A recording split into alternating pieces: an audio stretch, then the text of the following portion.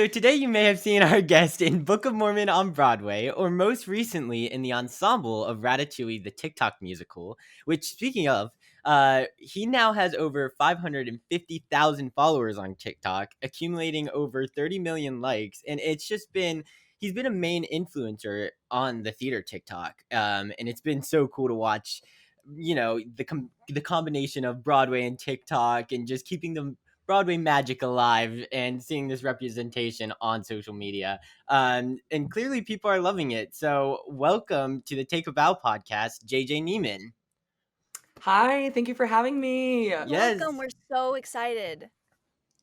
Thank you. I am too. So let's talk about TikTok first, and then we'll talk about Broadway and all of that fun stuff. What Okay. inspired you to start creating TikToks? Well, I used to have a YouTube channel when I was younger. When I was like 12, 13, 14, and I was homeschooled for a few of those years. And so I was doing shows all the time and also just like delving into the internet world, I guess. And I definitely, I stopped doing it for a few reasons because of like cyberbullying. The internet can be kind of brutal when you're like a kid, and I just couldn't handle it. But also was going to college and everything for theater and was really busy. And I was like, I don't know, this might be kind of cringy if I keep doing this, which it wouldn't have been. I should have just kept doing it, but whatever. But yeah, so I stopped for a while. But when I came home during the pandemic, which I'm home here in North Carolina with my family, and I was like cleaning out, I reorganized and redecorated everything. And I was cleaning out my closet and found all these wigs and stuff that my sisters had gotten me when I was younger for my videos. And I had just started using TikTok, like watching videos, because I at first thought it was just like dancing teens. And I was like, maybe I'm a little too old for this. I don't know if this is my thing. But then, like you said, like I discovered this whole theater community on there. And I was like, you know what? I should just start making things for fun. Didn't take it very seriously at first. I started in like beginning of April of 2019. And then it kind of just slowly built from there. And then really took off when I started making my like Broadway actor mic on off videos. Yes. And so, yeah, I feel like that I found kind of a niche with a lot of theater kids because Broadway feels so like elite and like, this grandiose thing to some people, but it's like, no, we're all like goofballs. We're all theater kids. Like, it's our job. Yes, it's a job, but like we have a lot of fun and are very silly. And so I think pulling back the curtain and letting people kind of see that has been really interesting for a lot of people and funny for them too. You know what? I don't have a TikTok, but I won't have a TikTok account, but I have TikTok, and so I can scroll and I can watch Uh-huh. videos and stuff. You have been on my For You page so many times, and I didn't even realize, I didn't even put two and two together that it was you until last night when I was stalking your account for research purposes, of course. Of course, of course. And and like you said, you're not, obviously you're not known for the TikTok dances or the, Mhm. the lip syncing videos, but you're unique to TikTok because you have specific, I mean, you do a lot of things, but you normally do skits, and one skit that Mhm. you're super well known for is, like you said, what happens when a Broadway actor's mic is on versus off. Can you Mhm. explain what that specifically recurring skit is and what inspired it? Yes. So I didn't like plan for it to become like a thing or a series. I was one day just like thinking about Waitress the musical. That was the first one I ever did. And I always thought it was so funny. There's shows like Waitress where when you go to see them, you sometimes just look in the back and like in the middle of all of these scenes, like the ensemble is chilling and they're just sitting in these booths, like eating fake pie for like 5, 10 minutes at a time. And I've always been like, what do they talk about? Like, in those kind of scenarios. And I'm like, probably kind of what we did at Book of Mormon, but in Book of Mormon, we never had a moment on stage to really talk, have full conversations like that. And I was like, that would be so funny to kind of show that, like them pretending to fake talk in a booth and then actually what they really say when their mics are off. So that's kind of what inspired it. And then I did like one for Annie and Les Mis. And then it really blew up when I started doing them with quick changes and like creating. I can't believe I'm literally in my childhood bedroom, like in my closet, like quick changing wigs, having a fake dresser with me. But I think people don't realize that a lot of times when you're doing quick changes, how fast they are, you're singing during it, and like people don't understand the mic on off thing. Like I still get so many comments of people like, how do you know when it's off? It's like, like Yeah. 'cause you do it every day. Yeah. But it's been so interesting to see that kind of take off, and like also get shared around a lot on Instagram and things like that. So that's been cool. Did you have a role in Book of Mormon where you had to go off stage and do a quick change while still singing? Yeah, well, I was a swing, so I had to do all of it. So every day was a different quick change for me, but there were certain ones like after Spooky Mormon Hell Dream, we were singing as we're getting stuff pulled off multiple tracks. There's like 3 or 4 that are like that, where you're literally getting things yanked off of you and you're still singing. Wow. Which I can't imagine. So I'm like, how are you not hitting the mic when you take the wig off and stuff? But I guess sound mixing, they're geniuses. I'm trying to think if there's any other times in that show where I did that. But I definitely know that moment. And there were a lot of moments where we'd be singing off stage, obviously, and kind of slowly putting on pieces and stuff as we went. Yeah. So like do you ever like have difficulties like trying to figure it out, cuz like you said you kind of are just like in your like home and just like have that same background, yet you still make each and every one different? Like what's the process of like the creation and like the ideas and then finding out how to execute it and everything like that? I honestly do my best ones when I'm kind of improving. I'm not gonna lie, like I'll literally open the app and start filming, and then I'll be like, oh, I should do like, drama between this person, or oh, what if you left a prop? What if I left my prop in my upstairs dressing room and I have to go run upstairs and get it? Like those kinds of things. People don't understand that Broadway theaters also like are so small. Well, not all of them, but a lot of them are so small that you have to go underneath and run up and down all these stairs. And people love hearing about that kind of stuff too. But yeah, I just improv a lot of them. I have a list of like different shows. A lot of people put suggestions also in my comments being like, oh, can you do when someone forgets a line, or can you do when da da da da? And so I'll usually just write those down and be like, at some point, I'll figure out a way to put it together. But I do kind of improv a lot of it in the moment to just let it happen.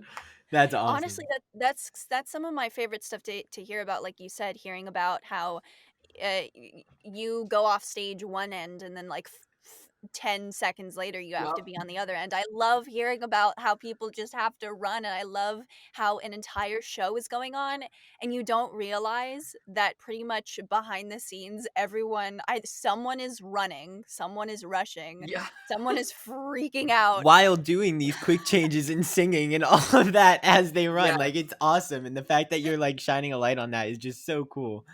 Yeah. Thank you. I appreciate that. It's been really fun, and I'm really like seeing all of the responses and shares and everything is really really special. It's cool. Yeah. Also, you're like Hello, 30 Denny's million likes. waitress and waiter. Like those videos are awesome. I love those too because it's so like theater kid. Like it's awesome. Yeah.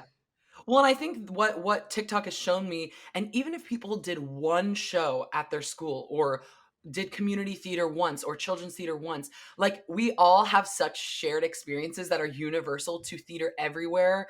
And I think people seeing people on Broadway now on TikTok, because a lot of us are just chilling, and so I think them getting to see some of the inner workings and see that like a lot of it is the same. Like when you go to Broadway, like it's a job, but a lot of it is the same, and a lot of the joy and stuff is still there. It's Right, cool. because it's not like it may not be Denny's, but it's like Glass House Tavern. Like it's like Right. so like there it definitely like the I don't know, like just the environment and like the I guess routine kind of like carries on to Broadway. Hmm. Yeah, it all stays the same.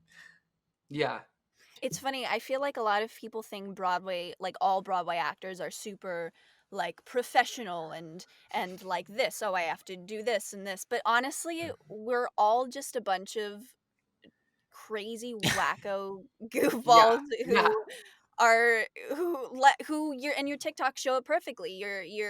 I saw one video that you made where you were like what I thought Broadway was going to be. And Yeah.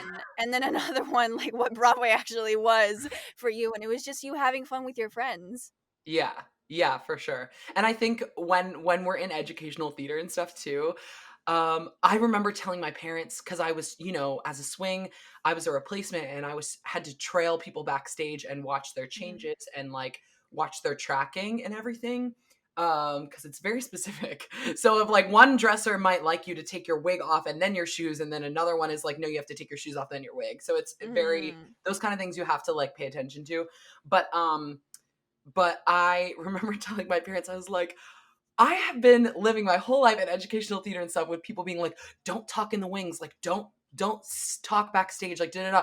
And then on Broadway, like people literally are like singing off stage and they're like, I believe. And then, okay, so do you want to go get Chipotle and da da da da. Like I thought that was crazy. I was like, so I get why people are so confused on TikTok. They're like, is this really what it's like? Because I was shocked when I got there. I was like, is this like people are just talking in full voice backstage because the sound mixing and everything, like they know when they can that it's not going to be heard, Yeah. and not distracting. So It's a lot yeah, of trust in everyone, uh-huh, honestly, So especially the sound engineers. yep.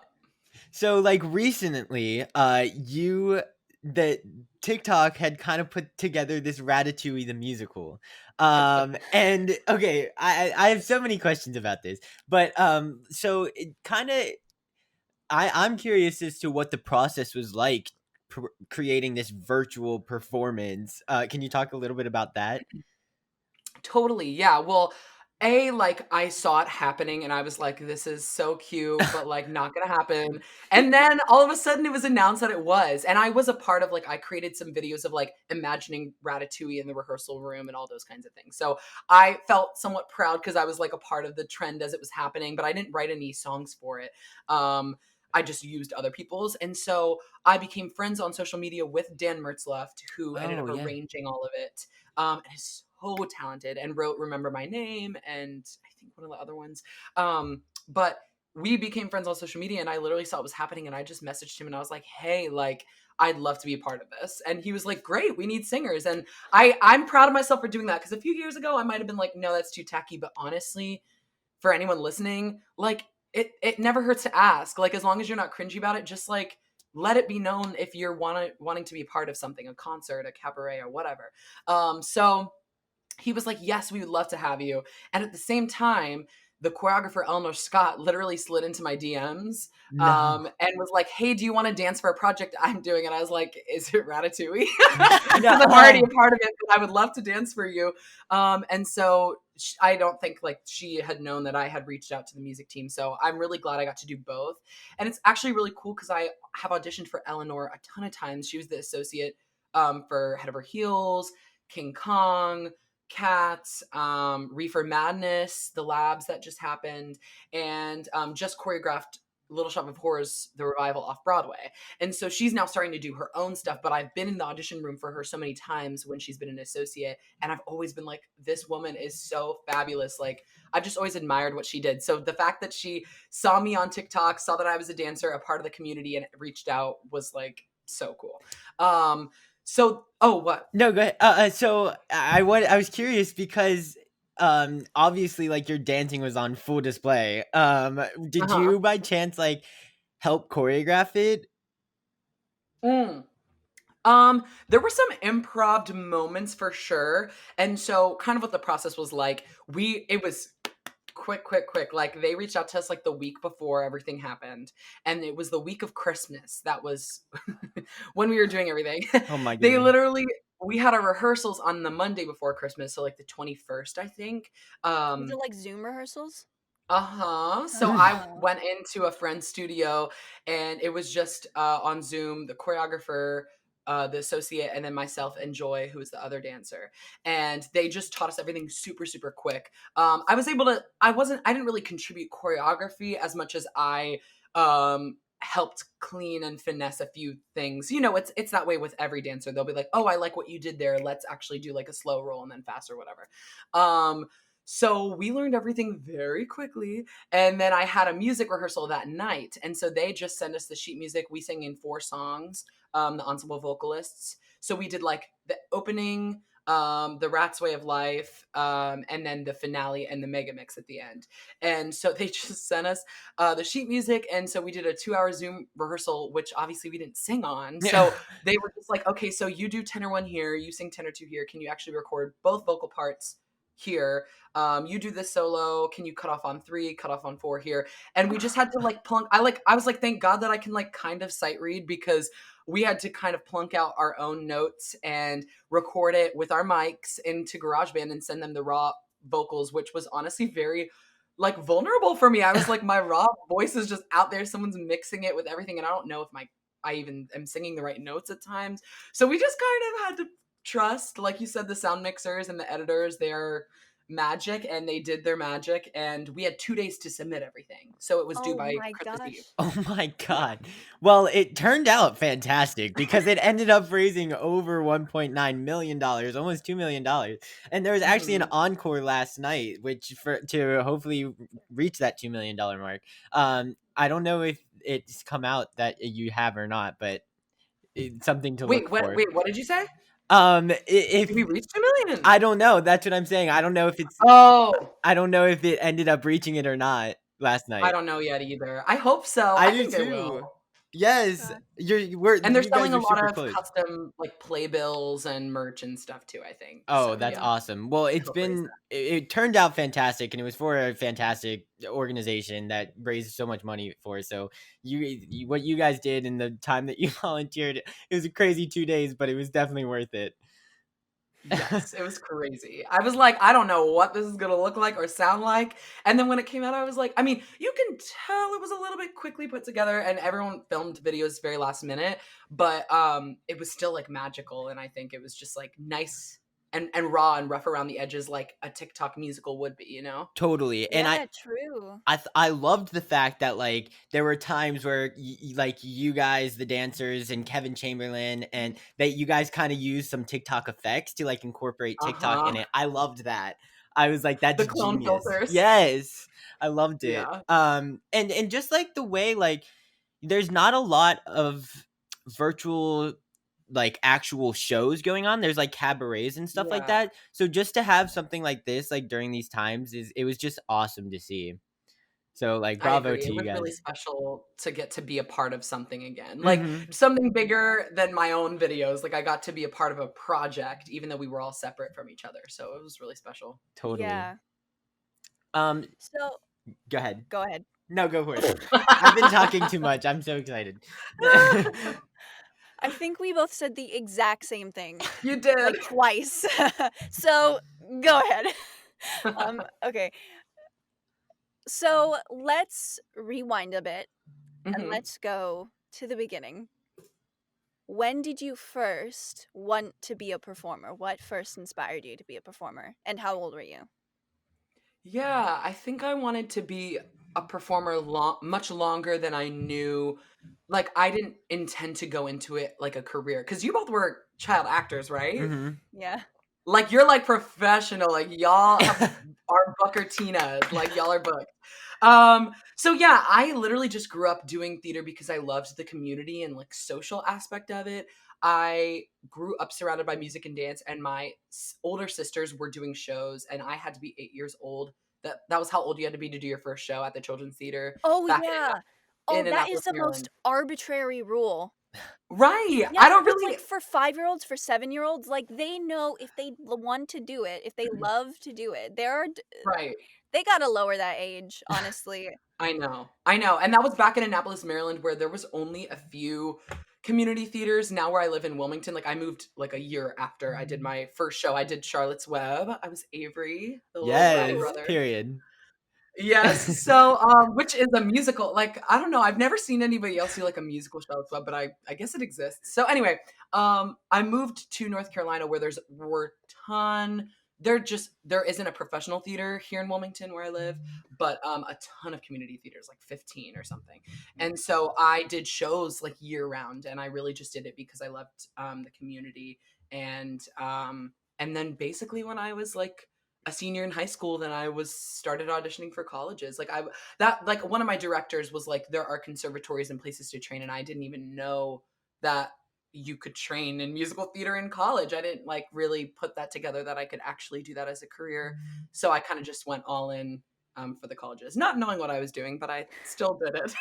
Was So it yeah, oh, good. was it always like musical theater? Did you kind of like see dance, or like did you have like a thing that you did before college and then it kind of like grew into the musical theater?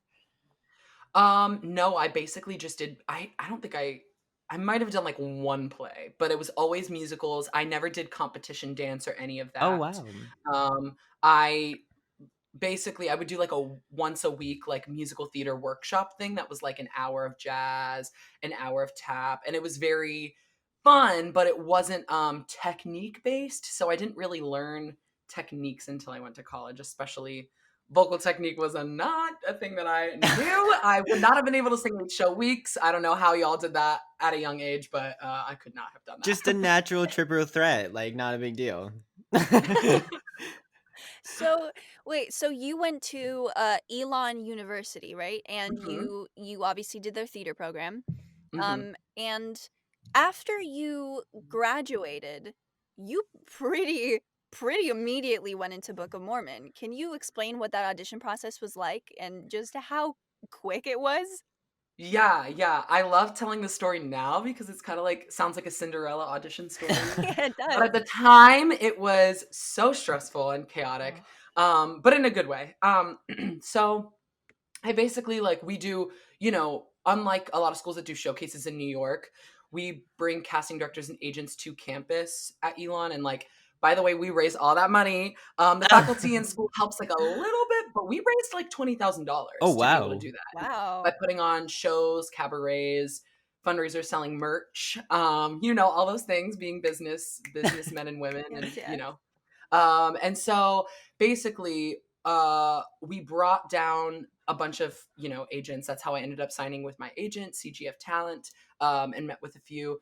And we also do like workshops with the casting people. So we brought down someone from like every major casting office. So Stephen Copel was one of the ones that we brought down, and he was an associate with Carrie Gardner, who casts Book of Mormon. And so I guess he probably sent, I don't really know what happened. I guess he sent recommendations to them, and 5 or 6 of us in my class um all got emails from Book of Mormon casting to submit self tapes. Oh So wow. we submitted, so we submitted stuff from the show, like scenes, sides, a song of our own, a tap of our own, and then we actually all got callbacks to come to New York City. And the callback happened to be the Monday after we graduated. So we graduated on a Saturday, and I packed up my apartment the next day, and flew to New York with a carry-on suitcase to go up for like a few days, because was scheduled to do shows at like the Muni that started like in a week, No. Main State Music Theater. Like I had like 4 months of work lined up. So anyway, I went up for this callback, and we basically did all the material that we did for the self tapes, but also did like 2 different dance combos that they taught us, that the dance captain taught us. And then I got a call back for the next day, and I didn't realize that they were looking. When you're auditioning for a long running show, you never know. They didn't say they were looking for anything immediate, or if it was tour or Broadway. Like we didn't know. Yeah. So I went to the callback the next day, and it went really well. And then the dance captain pulled me and 2 other people into a room and taught us an extra combo, which I later learned was kind of the swing test to see Oh. how detail oriented we were, how quickly we could pick up choreography, because when you're a swing, obviously you have to learn everything very detailed and differently. So I really just honestly nailed it. I just felt like it was a great audition. Didn't know what was going to come from it. And then after I left that audition, that callback, I got a call from the head of my program at Elon, and she was like, "Hey, did you just go in for this casting director?" And I was like, "Yes, I literally just auditioned for Book of Mormon." And she was like, "Okay, well, they were asking about you and for reference." And basically, they were asking her because they were like, "This kid is 21 years old. Like, can he handle being a swing? Is he organized?" And I was actually the head of my program's assistant at Elon. Oh So I wow. was the one Wow. responding to her emails, running audition days for her, and all those things. So she was like, "Yes, he is one of the most organized people I know. He'll be there with color coded notes." Mhm. Uh, so I was like, "Okay, well, now I have to live up to that." But Yeah. anyway, so I knew that you were like really interested, and my agents called me that night and said, basically, you got it, but they are waiting for some people to sign off that they like videoed it, and they wanted like Casey Nicola and other people to sign off. And so I still went to another audition the next day because I didn't know if I had gotten it or not. And I had an immediate replacement appointment for Charlie and the Chocolate Factory Oh at the yeah. time. And I didn't blow it, but I just did not do well. I got cut immediately. I wasn't what they were looking for, And I was like, okay, this is a little bit more what I've heard is New York, and like the kind of, you go to an audition, you get cut, like the normal. I was like, okay, cool. This is more normal. And I left after getting cut, and I had a voicemail from my agents that I had booked Book of Mormon, and they were like, you'll start today at 3 p.m. So go to the theater, sign your contracts, and you'll start music rehearsals. What? Yes, I was like, wait, what? Why is it this last minute? I also didn't live there. I didn't have a place to live. No, I didn't have you gotta anything carry with me. on. You just Yeah. So it was crazy. And I jumped right in, and I literally found a sublet, and I it just like, I started immediately, and it was really crazy. And I had to ship my key to my parents so that they could drive 2 hours to pick up my car that was at the airport in Durham, Raleigh, and get my like car that had my entire apartment in it. And then at one point on a day off, I had like a Monday off, and I flew down and like got the rest of my stuff. Oh my Like, God. yeah, it was crazy. Oh my gosh, that's just one after the other. Yeah, it was wild. That's it was awesome. wild. So The you day of, oh my gosh. yeah, literally. How like You'll start today. how quickly after like rehearsals and everything did you make your Broadway debut? I had because I was a swing, you have a little extra time to learn stuff versus when they're putting in someone who's just doing one role, they normally have like 2 weeks. So I had 4 weeks, which was really nice.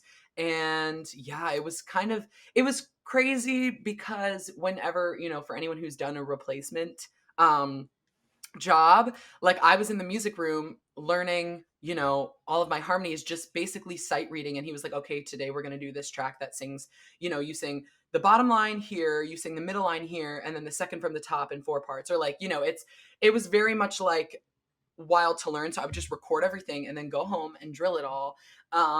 And then with, when I was learning all the choreography and the staging, it was just me in a dance studio with a number line and the dance captain and him saying, okay, you do this move at 12, cross to center, partner with this person, and then cross behind this person, but in front of this person as you go to 8. And like, I had to learn all that without anyone there with me. So it was like really wild. Like making my debut was like a fever dream. It was like when I actually had to do it in front of an audience with all the elements and the whole cast on stage, I was like, let's just freaking wing it, shove with love. We're going to make it there. And, you learn to take yourself a little less seriously too, because you're like, I cannot be perfect at this because I haven't gotten a test run. Like, we're just doing it. Was it scheduled or was it like That's exactly what I was oh gonna yeah. ask. Was it like, did you find out last minute or did you know that it was good you were making that Broadway debut on that day? I kind of half and half. I ended up making my debut a week earlier than I was supposed to. So all of my friends and family booked flights and stuff and got tickets. I had like 10, 15 people coming to my debut, and then I ended up debuting a week earlier. Oh my gosh. But you know what? I'm so glad because I wouldn't have wanted everyone to see like my first ever, like, but I did have like 5 or 6 friends that all came and basically did standing room because I found out like the day before, I think, that I was going to be on. So ended up doing a completely different role too, debut. So oh my God. yeah. Okay. Wait, Yeah. so just in case there's somebody out there who's listening to this who doesn't know what a swing is and all Mhm. that is required of a swing, which is so much, can you explain to them what a swing is and basically what the responsibilities of a swing are? Of course, yeah. It kind of varies show to show. I had to cover 7 roles in Book of Mormon, so basically all of the Mormon ensemble. And so what you do is, as a swing, you're kind of like an understudy for the ensemble. So we're there at work every day, but it was a really fierce job. I mean, I was there for 2.5 years, so I some days would come in and 15 minutes before the top of the show, someone is stuck on a train underground, and they're like, "Boom, you got to go on." And some days I hadn't shaved that day, and I was like, okay, gotta like, yeah, the Mormon look is very particular. So I would like had to do my hair and all that stuff. But yeah, so you're there all the time in case somebody gets sick, in case yeah, and then we have a lot of planned days that are vacation days, personal days, paid leave days, anything like that.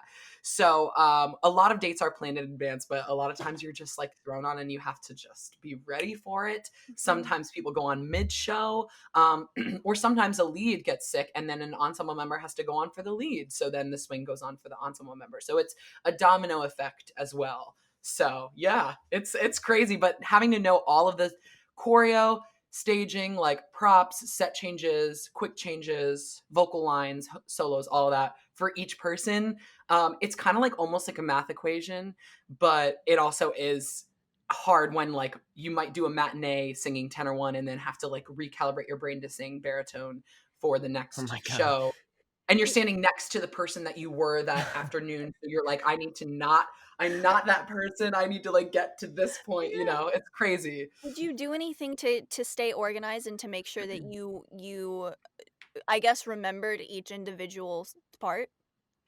Yeah, I well, like the head of my program said, I would be there with color coded notes. So Yeah. I from the get-go was like, I want to call this like the blue track, this is the orange track, this is the yellow track. Oh. And I wrote it all into notebooks, and in my sheet music I would highlight and I would like break down all of the roles. And funny thing is that 3 months into it, they did this switcheroo where like one person was in an ensemble track and got moved to another, and they brought someone else in for theirs. I guess like maybe they thought it was like an upgrade of an ensemble track. It wasn't really. It was a little bit easier, so I guess that's the upgrade. Oh. But they had to change the vocal part, so I had learned that like the yellow track was, Oh no. baritone, and the purple track was baritone or whatever, and then I had to switch it and be like, oh, now the yellow track is a tenor one track, and that was hard because I had just started like 2 months before. So Oh. yeah, I did color coded, and I basically, once I learned everything, I put it onto cheat sheet note cards, and I also drew out the formations, and so I could literally flip through, and this I did this all the time because I didn't trust my brain enough to just go out there, because you don't want to be thinking in the moment, like second guessing yourself, so it helps to just visually see it. And so I would flip through before the show, like each dance number, and just flip through and follow, okay, right, they go do do do do do do do do do, and like so that I knew all of the numbers. Um and so I would, that helped to have those little cheat sheet note cards, and I could even bring them with me around backstage if I got swung on at the last minute and needed to like have a refresher before I went on stage. How many I don't tracks know. did you cover? I did 7. Oh wow. Hmm. That's insane.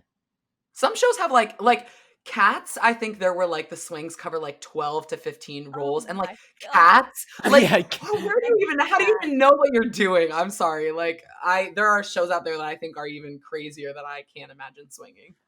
I don't know if either of you have ever experienced this, but sometimes at least me specifically, when I've been in a show for so long, it gets to a point where I forget what the actual script looks like, and so I Mm. can't visualize it, and when I get to that point, it can get easier for me to just forget the lines that I've been Yeah. saying for years, and Yes.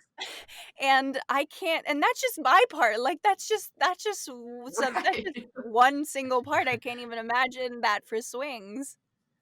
Yeah. Yeah, I mean, it keeps you on your toes, and it really kept it fresh for me because, I mean, some like there was, certain people that don't ever get sick and are just really healthy, and I will be going on for this track and realize I haven't done this in 5 months. And like that would happen, and I was like, how have I not done this in 5 months? Like it feels like a new show, a new debut all over again. So it really does keep it fresh because the people you interact with backstage and on stage and everything are different, and that makes it really fun. What was your Swings are favorite really thing to kept do on my toes. backstage? Well, we would watch, I mean, I watched a lot of Netflix, played games. We would have cute little kikis like after the show, like have our little bar moment. Yes. Um, but yeah, I mean, I also became obsessed. I hadn't, gosh, I can't imagine my life before Drag Race, but I didn't start watching Drag Race until the summer I joined Book of Mormon. And as soon as I realized how obsessed I was with it, I backstage watched every season of the show, which now at this point there's like 15. And so I watched every season, and like we would also have viewing parties backstage because like someone had a projector in their dressing room. So I'd go to the standbys room and we would hang out up there. So yeah, it was really fun. But a lot of times, specifically the first 6 months to kind of a year, I was either like kind of trailing backstage. I would watch the show a lot. As I got really comfortable, I would watch it maybe once a week if I wasn't on. But I was barely ever a week went by where I wasn't on for at least one show. It was like probably 2 weeks out of the total 2.5 years that I wasn't on for like a whole, like in a whole 8-show week. Right. Because people at Book of Mormon, they've been chilling. A lot of them have been there for a long time. They have a lot of days accumulated and things like that. And the company management is just so chill that they took a lot of time off. And I was very active as a swing. And to be honest, I usually did between 1 to 5 shows a week. Like that was normal, like every week. Whoa. That's awesome. Yeah. And Which was different so tracks or Yeah. like of the same? Mhm. No, always different. Yeah. Wow. Wow. So it was just always a different show for you every single night. Yeah. Well, that's the tricky part though, is that sometimes you like just got your food, like you went to the gym, you like get to the theater and you're like, eating dinner and you get swung on and you don't even have time to like eat food. Like you like didn't Yeah. operate your day. And that's the tricky part, is you have to almost always plan your day around like, I might be on tonight. Like that inconsistency is kind of difficult sometimes, You can't actually plan for it. No. You're just always kept on your toes. That is crazy. Always be warmed up, but you might just be sitting on your butt for 3 hours. Like, it's Right. so weird. And then the off day where you're like, I don't think I'm gonna go on today. I'm confident, so I'm just gonna. I hope I don't go on today. I'm gonna, like you said, I'm gonna Yeah. not shave and just Yeah, hope or that I you're, don't like, go on. getting And then ready you do. for, like, something that night, and I might be putting on some makeup. I don't know, like, Yeah. sometimes you're, like, backstage and you're just, like, chilling, but, like, you have to be ready at all times for anything. Yeah. Right. So it's kind of fun. So, I'd do it again for sure in a heartbeat. Oh, of course. Yeah. so you in February you did the world premiere of a new musical called Bliss. Uh-huh. So can you talk to us a little bit about just like starting a show and like the tech process, the rehearsal process, and all of that fun stuff? Yes. So, first of all, oh my gosh, I love that show so much. I need it to come to New York. I mean, I think Yes. that's the plan, but obviously it depends. I mean, when is anything coming back as live theater? So Yeah. it's just a time thing. Um, but I got to be a part of like I auditioned for it back in like August of 2018.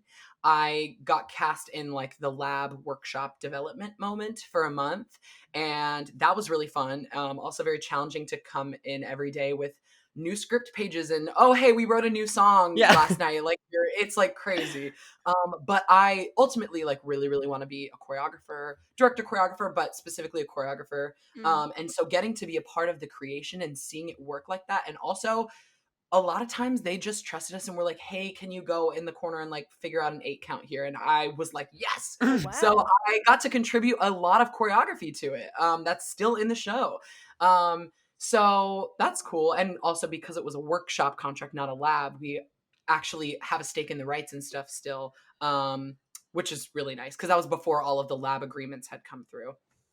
So yeah, and then I ended up doing a reading of it in the following May of 2019, and then that summer, and so when we did the workshop, they obviously presented it to tons of producers, and all of that shopped it around to theaters, and Fifth Avenue Theater in Seattle ended up picking it up, and so we found out that summer, and they just offered me the job, and at that point I had been in Book of Mormon for 2.5 years. I actually got approved for a leave of absence, so I could have gone and then came back.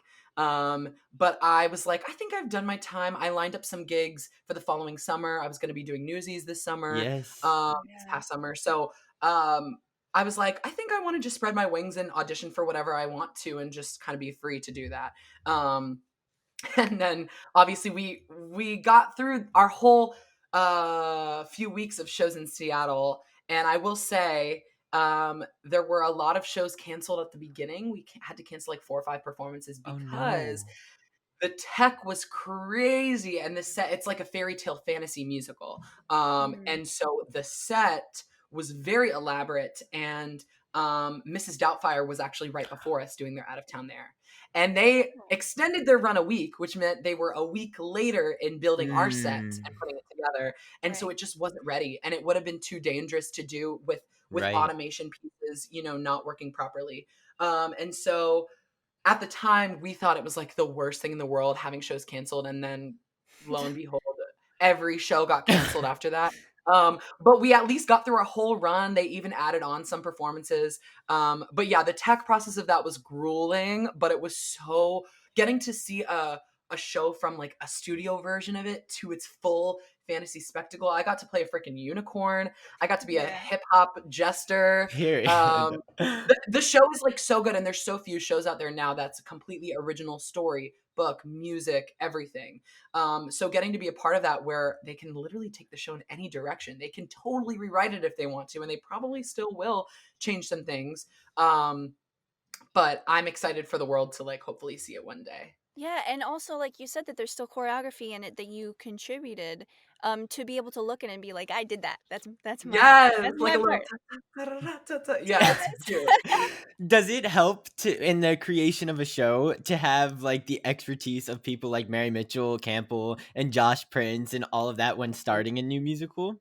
I've auditioned for Mary Mitchell Campbell so many times for like Mean Girls and Prom and all those. And so it was awesome that I got to finally work with her. And she and the whole music team took those, the music, and like blew it up with the orchestrations and everything. It turned it into something so incredible. So getting to watch that happen, and getting to work with the team that we were with was absolutely amazing. Like they truly got the best of the best for everything. Yeah, it's so funny because I know exactly what you're talking about when like watching Mary Mitchell. I worked with her in Finding Neverland, and I worked with Josh Oh, it's Prince amazing. in Trevor in Chicago. Oh Yeah, yeah. so I love watching them. Like literally, Josh Prince was who I based my character off of, because he was just like I love watching him, and like I could literally Yes. just he's like a whole show in himself, like Yep. He's fabulous. yeah, seriously. So yeah, I mean like in doing like choreography and stuff from him, and it's just so fun. And I know what you mean by like he's very he'd like trust you, and like he'll ask for your opinion, and it's like always like it just makes the whole room and like so comfortable, and you can always come in every day like trying new things and being confident in like the new choices that you make with people like that. Yes. And it also, like, he trusted us because there's so many amazing dancers in this show and people from Hamilton and all these shows. And he hasn't done a ton of like more hip hop contemporary choreography. Mm, So he did trust us to add our own spice and flavor to it and make it something really fun and special. So I love that he like trusted us to do that. totally. Like you mentioned earlier, you were going to do Newsies last summer, right? Hmm. And were you going to play Jack Kelly, the lead, I was also going to be choreographing it. and So you Yes. let's were choreographing it? What? God, I don't know what I was thinking, because now thinking about it, I'm like, I don't think I could do it, sis. I don't think I could. No. Did you start the process? We cast the show. I also like I came for callbacks here, and it's like my hometown theater, so it was kind of like my return moment, and equity contract, all that. They did all the guest artist stuff, and I also went to colleges like Elon, like my alma mater, and cast a bunch of students from there as dancers. And so they Wow. were bringing in like a ton of people, which is a big deal here. And so it was going to be really really cool. And yeah, and then it shut down, but we had cast everything already. Is Okay. it still going to be happening or no?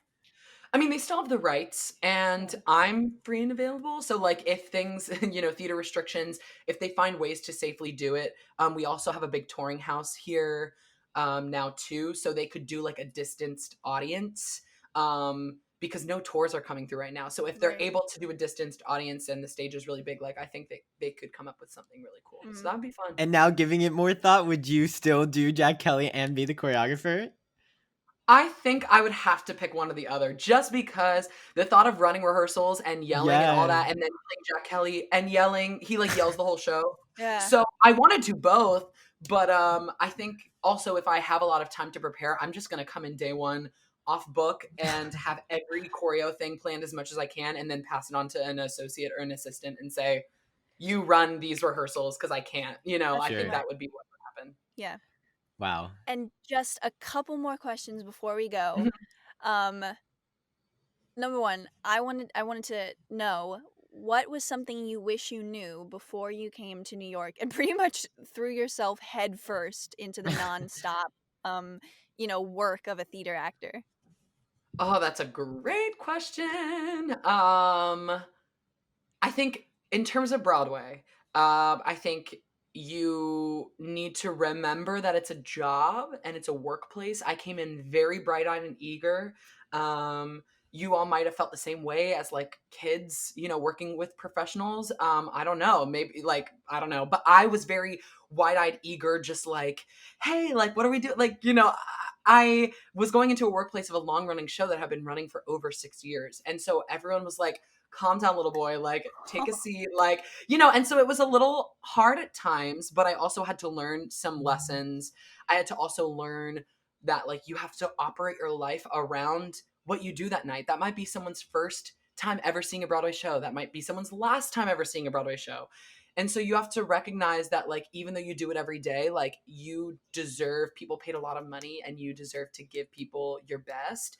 And so like don't be too ambitious with the social hours, because I tried doing that and it didn't work out, because sometimes I was like, I can't do that. And, so anyway, I learned that lesson very quickly on what I could and could not do and how to take care of myself better, prepare every day for what I had to do on stage. And that's just a sacrifice that you make. Yeah. But the beauty of being employed, like you are employed, so be happy about it and like do the work. And I also think like something I wish I learned a little bit earlier, and I don't think this is something that you can just like you kind of have to work on it over time, I guess. Yeah. But I spent so much of my life like trying to replicate what other people did and like their careers and sing like them and look like them and da da da da, that I kind of uh wasn't allowing myself to be my true authentic self. And I also spent so much time caring about what other people think. I think that's the hugest thing that I've learned from like putting myself out there on this huge platform in social media is that like no matter what you do, someone somewhere is going to have something negative or positive to say about it. Even if you live in the middle of nowhere with no Wi-Fi and cell service and like are hiding away, like someone is still going to say something. So you can't let someone else's opinions of you and perceptions of you like force your opinion, force what you do basically, and Yeah. letting their perception of you direct your path. Because it's just not healthy, and you have to be who you are. And I think like that's a cliche statement, but like once you really understand it, I've been doing a lot of therapy this year, and working on myself, and I'm like discovering all this amazing stuff, and I'm like, why have I shut myself off from so much for so long? Right. So Yeah. yeah. Oh, such good advice. Yeah, seriously. Okay, last question. When Broadway opens back up, if you had the choice of like any musical to start back in on, what would it be and why?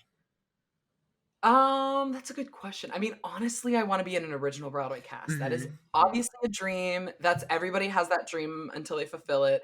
Because it is just really cool. And like I got a little taste of that with Ratatouille, and I was like, I get to be like a part of something like from its inception, and Bliss too.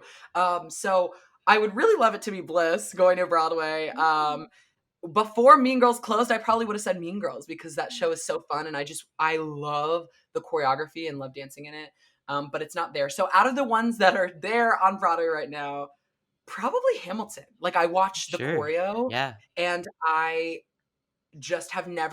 never seen movement in a show that I have been so obsessed with. Like when I'm watching it on Disney Plus and like when I saw the tour, I'm not watching the leads. I'm watching the dancers. They are storytelling, and Yes. it's so like smooth and precise and like concise, and I'm obsessed. So I just want to be able to dance that show one day. I don't care what I play in it, just throw me in there. Every single move they have has a deeper meaning to it. Oh my It's Yep. kind gosh. of crazy. And even like I've watched it so many times, even still I'm still noticing things Yep. about it that are like, "Oh my gosh, did you see what that dancer just did with that like bullet thing? That's so cool." Yeah. It's crazy. Oh, it's so cool. Well, JJ, I could literally talk to you all day. But thank you so much for doing this. We had a blast. Do you guys have anything that you want to add before we go? Well, you can find me on social medias, Yes. you know, they'll probably link everything. But honestly, if people have questions, I've been trying to make myself as accessible as possible for any theater kids or people out there that are just like curious about learning about certain things. So I'm doing lots of coachings online and my DMs are always open. So if anybody has any questions, please feel free to reach out. What are your ats so people listening to this can go to your TikTok or Instagram? Yeah, it's just my name at JJNIEMANN. That's the same on TikTok and Instagram. And then I'm available to book on Broadway Plus, Artists and Beyond, Broadway World Stage Door. Yeah, all the Everything. good things. Everything. And it is true. His DMs are open because I just shot him a DM and that's how he's on today. So Yeah, yeah. exactly. Yeah, he's definitely thank you so much. Like this is awesome. And You're go Thank you check for him having out me. on all his social media platforms. yes. Thank you so much for having me.